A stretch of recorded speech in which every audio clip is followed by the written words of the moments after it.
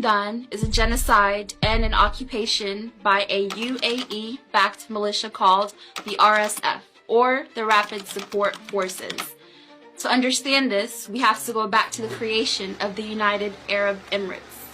The United Arab Emirates, or UAE, was formed in 1971 by direct intervention of the United States. Like Israel, the UAE was built up as a client state to secure Western interests and dominance in the Middle East.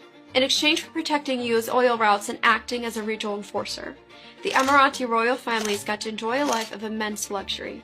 The U.S. supplied weapons, military training, and political backing, ensuring that the Emirati monarchy could hold power without challenge. This arrangement turned the UAE into one of America's most loyal allies in the region, its major defense partner. It all started when oil was discovered in regions that are now Abu Dhabi and Dubai in the 1960s. The U.S. wanted to secure this oil after Britain announced in 1968 that it would draw its military from the region.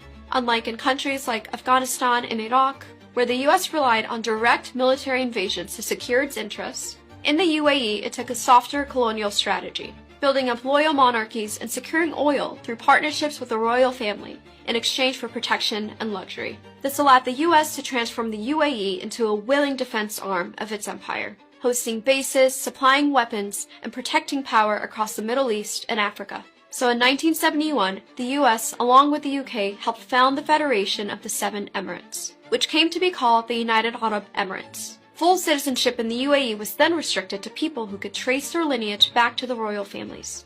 American oil companies like Exxon, Mobil, and Chevron gained privileged access to the UAE's oil reserves. In return, the U.S. made sure those profits flowed back into the royal family wealth and U.S. arms sales.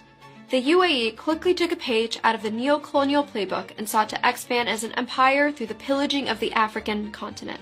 From smuggling minerals out of the Democratic Republic of Congo, to funding wars in Libya, to land grabs in the Horn of Africa. Emirati elites have treated the continent as a backyard for extraction and profit.